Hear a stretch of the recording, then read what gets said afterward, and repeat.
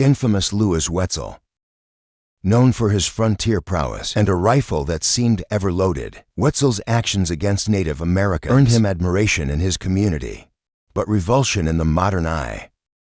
The man was both a symbol of relentless frontier toughness and, by contemporary standards, a serial killer. Wetzel's story, set against the rugged, volatile northern Ohio River Valley in the late 18th century, reveals the brutality and contradictions embedded in early American life.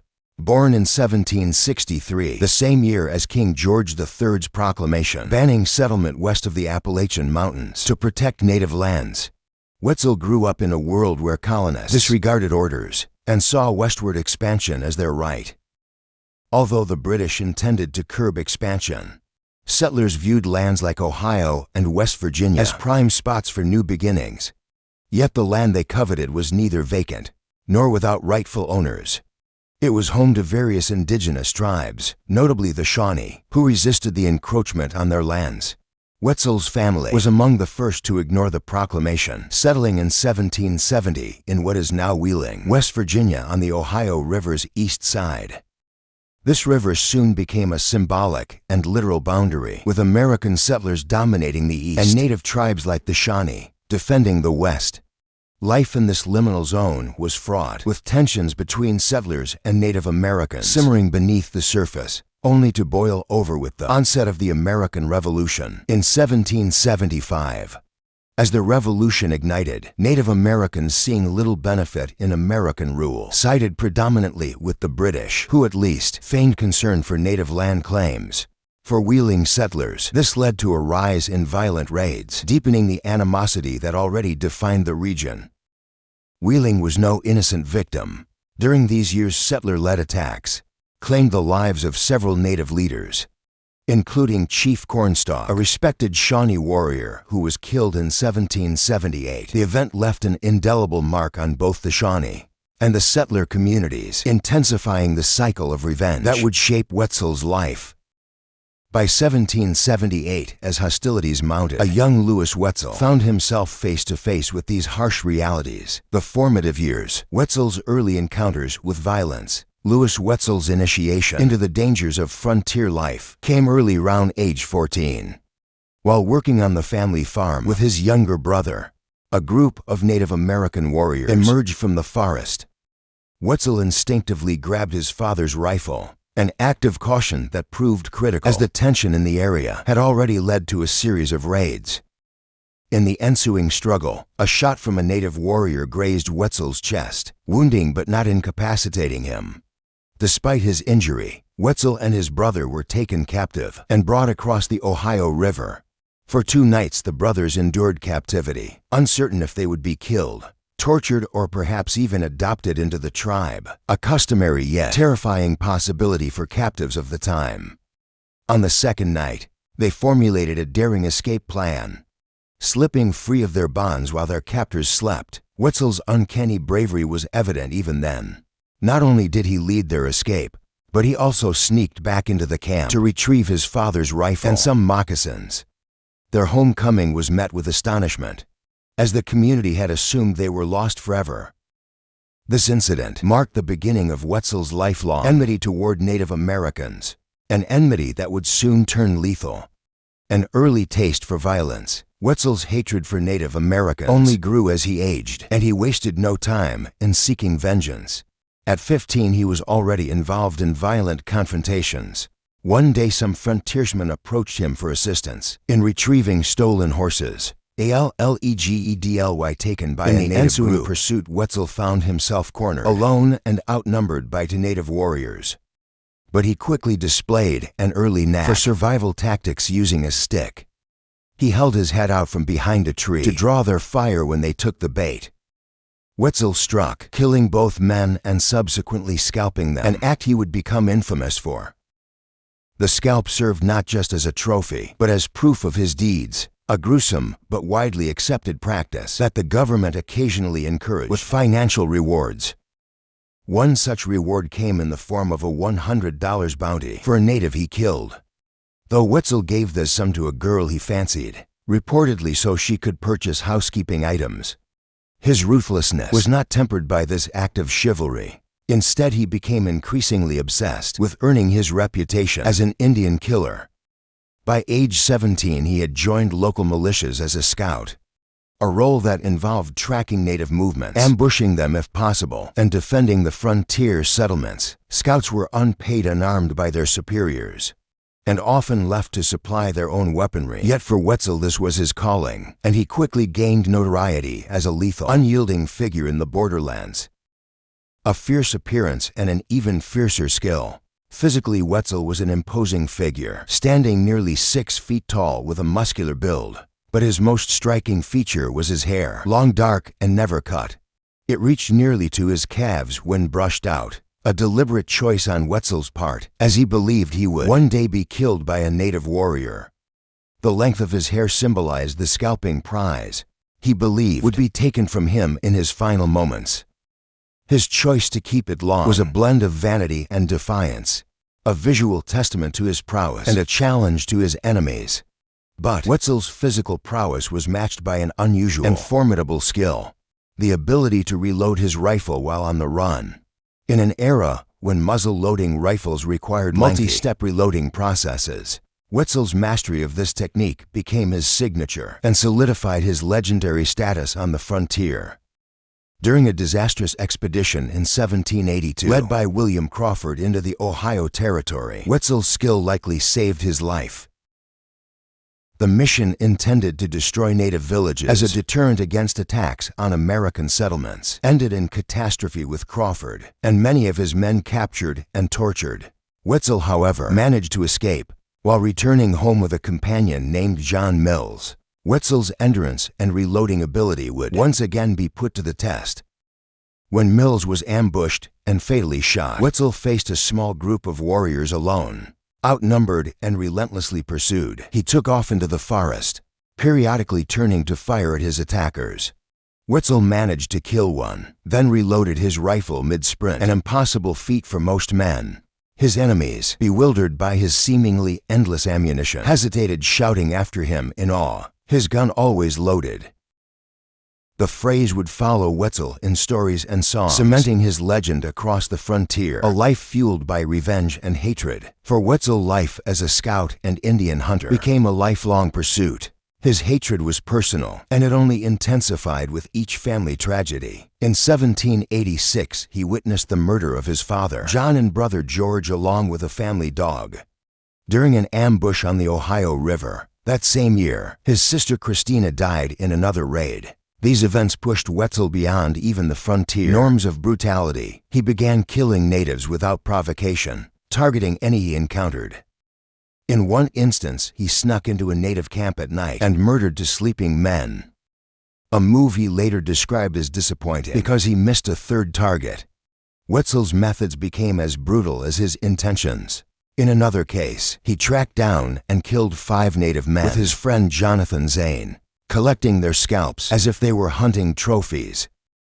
This cruelty was not lost on his contemporaries. While many frontiersmen harbored their own grievances, few indulged in such relentless bloodshed. Simon Kenton, a prominent frontiersman and Indian fighter, reportedly expressed regret after killing a subdued Shawnee warrior, feeling remorse for what he deemed an unnecessary act. In stark contrast, Wetzel never wavered, viewing Native Americans not as people, but as an eternal enemy to be eradicated. His ruthless pursuit of vengeance set him apart as one of the frontier's most notorious figures, a reputation that crossed boundaries and stirred controversy between 1779 and 1788. Wetzel was believed to have killed at least 27 natives, according to historian James P. Pierce, although some accounts suggest he killed over 100. The stock of his rifle bore more than 20 notches each, presumably representing a life he had taken. Despite the growing death toll, he faced little to no consequence for his actions, at least not initially in 1788.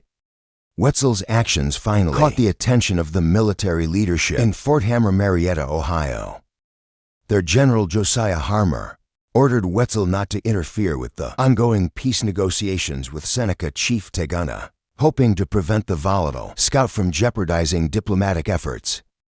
Wetzel, however, remained defiant, ignoring Harmer's orders. Wetzel ambushed Teguna, shooting and scalping him along the road. Although the chief survived initially and identified Wetzel as his attacker, Wetzel was unrepentant. He had attacked Tagana out of a deep-seated hatred for all native people, ignoring the possibility that peaceful coexistence might be achieved. The incident stirred an uproar. Harmer ordered Wetzel's arrest, marking one of the few times that Wetzel faced any legal consequence for his actions. Wetzel's supporters, however, were vocal, arguing that his acts were justified by the hardships and violence they had endured on the frontier. For many settlers, Wetzel was a hero, a man who exemplified their own frustrations and fears. Despite Hammer's attempts at discipline, Wetzel was released without trial. His supporters broke him out of jail and then went about erasing any hint of formal justice against him. Afterward, he vanished briefly, evading further scrutiny, and in the eyes of the law, he became almost untouchable. However, the incident further divided opinions. While many admired him as a folk hero who fought for the settlers, others grew increasingly weary of his unchecked brutality. Stories about Wetzel began to circulate widely, and he was immortalized in songs, tales, and even art, becoming the frontier's most controversial celebrity. Wetzel's legacy and the moral complexity of his era. The complex legacy of Louis Wetzel provides a window into the brutal and morally ambiguous nature of frontier life. To understand Wetzel is to understand the brutal cycles of violence that define the American frontier, especially the deep-seated hostility and animosity between Native Americans and settlers. Wetzel's unyielding hatred, his pursuit of vengeance, and his unrelenting violence reflect the attitudes and survival instincts of many settlers who lived in fear of attacks. The settlers, often victims of violence themselves, saw Wetzel's actions not as barbaric, but as justified responses in an era where survival often meant adopting the harsh tactics of the enemy. To them, Wetzel symbolized the spirit of frontier resilience and toughness. He became a legendary figure in the mold of Daniel Boone or Simon Kenton, though his motivations were driven less by exploration or adventure and more by revenge. Where Boone and Kenton are often remembered for their attempts at diplomacy and mutual respect, Wetzel is seen as the darker side of frontier expansion, a man hardened by trauma and hatred.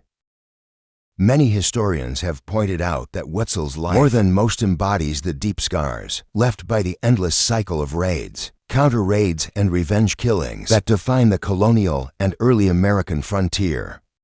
Yet Wetzel's story also brings to light the great tragedy of that era. The endless cycles of vengeance between settlers and Native Americans left little room for peace. For the Shawnee, Delaware, and other native nations of the Ohio Valley, Wetzel was a symbol of the settlers' disregard for their rights, land, and lives for them. His murders were part of a greater campaign of violence and land theft that decimated their populations and disrupted their way of life. The limits of the legend. As Wetzel aged, his reputation continued to precede him, though the thrill and novelty of killing began to wane. The frontier was gradually becoming civilized as settlements grew and towns developed. By the early 1790s, federal policies were pushing for more structured relations with native nations, while state leaders attempted to rein in the violence that had defined the frontier for decades. Wetzel found himself increasingly at odds with the new order. Unable to adapt, he became more of a relic from a time of unchecked frontier violence. His need for vengeance had been sated, but he found it challenging to settle into a normal life. By 1791, Wetzel had drifted west, searching for new opportunities and perhaps a fresh start. He attempted to integrate into the growing frontier society in Louisiana and even enlisted in military campaigns against the Spanish in the region. Yet his reputation followed him, and he found little satisfaction in his new ventures. Wetzel's relentless quest for violence had left him without a clear purpose in a rapidly changing world. Final years and death. Wetzel's life eventually slowed, but his mental state seemed to deteriorate. In his later years, he suffered from a combination of physical ailments and what some accounts suggest was a troubled mind, perhaps haunted by the countless lives he had taken. His early, impulsive decisions and extreme acts of violence left a profound mark on his psyche. In the 1790s, he traveled westward toward the Spanish-held Louisiana Territory, a region still mired in colonial rivalries and clashes. Here, Wetzel likely hoped to escape his past and the settlers, who had begun to frown upon his unrelenting hatred. But his reputation as a legendary Indian fighter clung to him even as he crossed borders and entered new territories. He briefly joined militia forces in the Spanish-controlled territory, but never achieved the same level of fame or fulfillment he once had on the Ohio frontier. By 1808, his health had deteriorated considerably. Weakened without family nearby, and far from the settlements that once lauded him as a hero, Louis Wetzel died at age 45 in Natchez, Mississippi. He passed away alone without fanfare or formal recognition of his years of service and violence on the frontier. His burial was a quiet affair, and his grave went unmarked, as if history itself sought to erase or soften the impact of his brutal legacy. The controversial legacy of Louis Wetzel. Today, Wetzel remains a polarizing figure. To some, he is still remembered as a hero of the frontier, a man who defended settlers against hostile attacks and embodied the rugged individualism and resilience of early America. His exploits were celebrated in frontier folklore, songs and even novels, often portrayed as a brave, uncompromising defender of the frontier. Generations of settlers sang songs of the Indian fighters' brave deeds, and Wetzel became an icon of folklore, akin to Paul Bunyan or Davy Crockett, albeit far darker in tone. But modern historians take a more critical view. They see Wetzel as a tragic figure, a man consumed by hatred, unable or unwilling to imagine a world of coexistence. His single-minded vendetta against Native Americans overshadowed any possibility for compromise or empathy. His life stands as a cautionary tale about the destructive power of hatred and the cost of perpetual vengeance. Wetzel's actions exemplify the violent reality of the American frontier, where clashes between settlers and Native Americans were frequent, brutal, and often merciless. His story forces us to confront uncomfortable questions about America's past. The stories of figures like Wetzel compel us to acknowledge the heavy toll of westward expansion, not just on Native Americans, but on those who perpetrated the violence. The settlers, living in constant fear and hardship, were drawn into cycles of retribution that left scars on both sides. Figures like Wetzel became embodiments of this hostility, serving as reminders of the sacrifices made and the prices paid for westward expansion. While some still view him as a symbol of courage, others see him as a manifestation of the darkest aspects of America's frontier history. Louis Wetzel in perspective. Ultimately, the life of Louis Wetzel cannot be neatly classified. He was a man shaped by his era's hardships, a product of a society that viewed violence as a necessary tool for survival. His actions are often indefensible, but they are also telling. They speak of a time when fear and hatred were omnipresent, when survival meant adopting ruthless tactics, and when the concept of the enemy was deeply ingrained in the psyche of early Americans. Wetzel's life reflects the brutal reality of the frontier, where hope, fear, and hatred collided in a landscape that offered little mercy.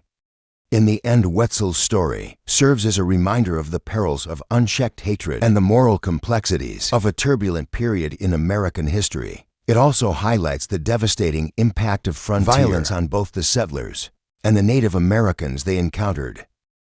His legacy endures as a testament to the challenges, sacrifices, and bitter clashes that marked America's westward expansion, urging us to remember the complex human costs of a history defined by conquest, survival, and vengeance.